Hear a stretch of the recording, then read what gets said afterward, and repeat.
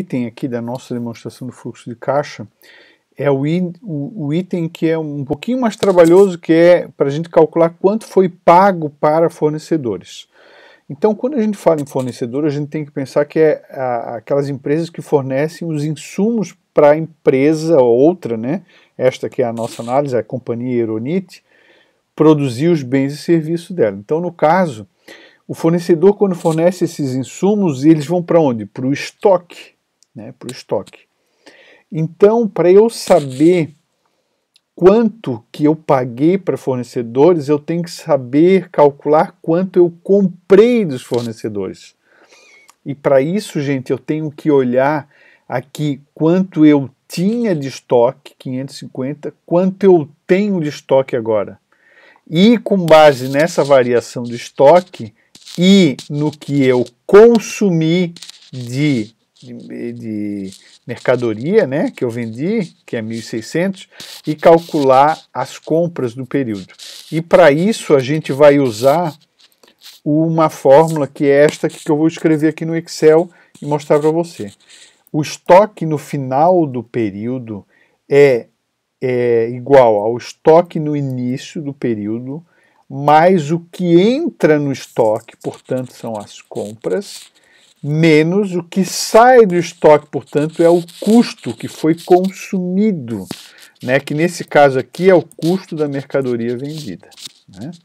Essa é a fórmula para eu calcular compras, né? Se eu isolar compras aqui, ó, vamos colocar aqui do lado, se eu quiser calcular as compras, então eu vou pensar assim, deixo a compra do lado de lá, é igual ao estoque final, aí eu passo o estoque inicial para lá, eles passam com um sinal negativo, estoque inicial, e a CMV que tá com sinal negativo aqui, passa para o lado de lá com sinal positivo, mais o CMV. E aí, portanto, usando essa formulinha, eu consigo identificar, calcular o total de compra no período, né?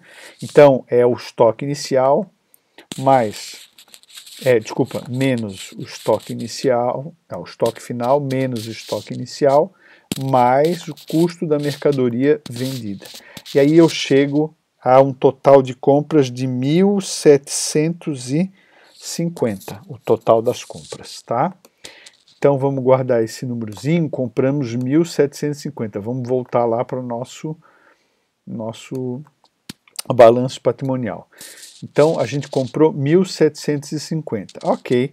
Vamos olhar as contas fornecedores. Compramos 1.750, mas não pagamos tudo. A gente ficou devendo 600. Então, se a gente pegar 1.750 e diminuir 600, vai sobrar 1.150. Só que pagamos 300 do ano passado. 1.150 mais 300, 1.450.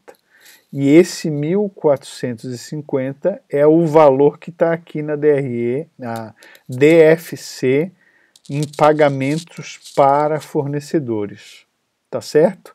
Vamos lá no Excel para a gente registrar isso aí, para a gente lembrar como é que foi feito. Fornecedores saiu de 300 para 600. Então, para a gente chegar na conta de quanto foi pago para o fornecedor, a gente vai pegar e fazer assim, ó. Compras no ano, que é este valor aqui. Aí nós vamos diminuir o fornecedor a pagar, o saldo final de fornecedor a pagar, o saldo no final do ano de fornecedor a pagar, no caso lá está quanto? Quanto é que era? 600, né? E vamos somar o saldo inicial, porque a gente pagou o que está, né? De fornecedor a pagar, que é 300. Então, se a gente pegar esse 1.700, diminuir o que ficou pendurado para pagar no ano seguinte e somar o que a gente pagou do ano passado, nós temos o 1.450, que é o valor pago a fornecedores. Está aí. Não é? Então, essa é a explicação da montagem da demonstração do fluxo de caixa da companhia Ironit. Explica a variação do saldo inicial das disponibilidades de 150 para 100. Saiu mais dinheiro do que entrou, portanto, se a gente colocasse uma linha que faltou, uma linha de resultado do fluxo de caixa, seria 50 negativo. Tá? Para terminar essa explicação, é importante registrar que, pela lei das SAs e pelas normas de contabilidade, a demonstração do fluxo de caixa deve ser dividida em 3.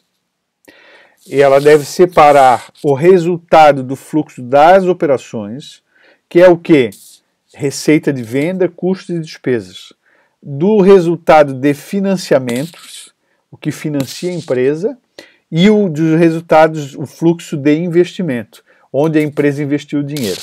Então vamos olhar essa demonstração do fluxo caixa e vamos tentar localizar as informações.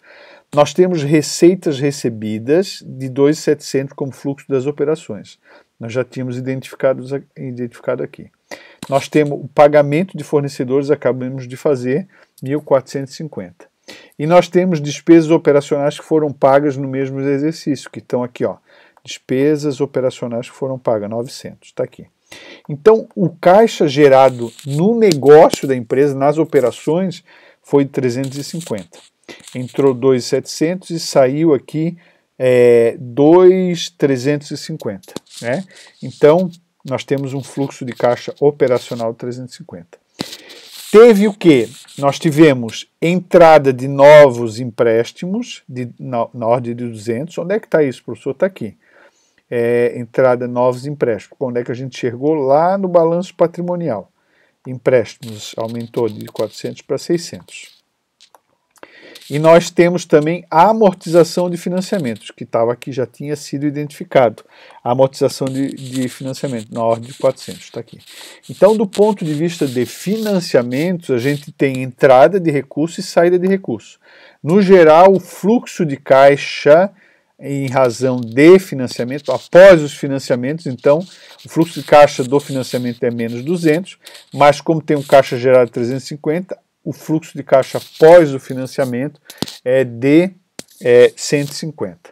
E agora a gente tem o fluxo de investimentos. Só temos um fato contábil, um fato econômico que diz respeito ao fluxo de investimento, que é a aquisição de novos investimentos, que estava aqui, né, uma saída de dinheiro para a aquisição de investimento, novos investimentos 200, que a gente olhou lá no balanço patrimonial. Né? Investimento saiu de 400 para 600, aumentou. Então aqui a gente tem um fluxo de caixa e investimento. Então o usuário da informação, então o resultado do fluxo caixa, né, considerando 150 menos esses 200 dá 50, o resultado do fluxo caixa é um resultado negativo, mas as operações, o resultado é positivo.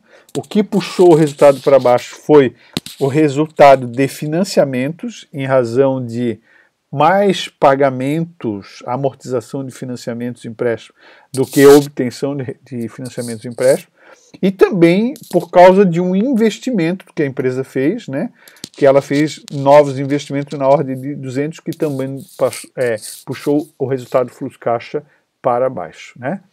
E para terminar essa explicação, nós temos aqui uma comparação do fluxo econômico da DRE com o fluxo financeiro. Então nós temos lá, olhando a DRE, a empresa tem um resultado econômico de 300 positivo, né? Fruto das receitas, em contrapartida com as despesas e tal. E do ponto de vista do fluxo de caixa, um resultado negativo de 50. Por que o resultado negativo de 50? Porque se a gente olhar o resultado operacional, aqui o lucro líquido é 300 e o lucro, ou o resultado do fluxo de caixa operacional é 350, um pouco a mais, né? O que altera a situação de fluxo de caixa? É o fluxo não operacional, que está aqui escrito aqui, ó, que é a obtenção de empréstimo, pagamento de financiamentos e investimentos que foram realizados. Né? Até o resultado líquido, então, o caixa é favorável. a liquidação de financiamentos e aquisição de novos investimentos provocaram déficit de caixa na empresa. Tá certo? E aqui a gente tem uma explicação, um quadro genérico aqui, que explica para nós como que é feito ou que sintetiza tudo que foi explicado, né? O que alterou ali no ativo circulante, você tem uma mudança de duplicados a receber, que acaba explicando, né, acaba explicando que nem tudo que foi vendido foi recebido, e uma parte foi recebida depois, né? O duplicado que você recebeu aumentou 300. O estoque acaba influenciando, né, que você tem a conta de estoque aumentando, né? Então é como se você estivesse comprando estoque, então saindo dinheiro do caixa. Isso refletiu lá quando a gente calculou a conta de fornecedores, né? E essa variação do estoque também influenciou na conta de fornecedores, que a gente também teve que olhar e verificar que houve uma modificação na conta de fornecedores. Deixa eu me lembrar como é que foi. Fornecedores, houve um aumento, então a gente comprou coisas e não pagou, né? Adiamos o pagamento, está aqui, ó, fornecidos a pagar. Contas a pagar também, adiamos o pagamento. Financiamento, o que aconteceu? Nós temos novos empréstimos bancários, que acabou aumentando a conta do caixa e bancos. Nós temos a amortização de financiamento, acabou diminuindo o dinheiro saindo do caixa. E nós temos a obtenção de novos financiamentos, ou seja, saindo dinheiro do caixa para comprar novos...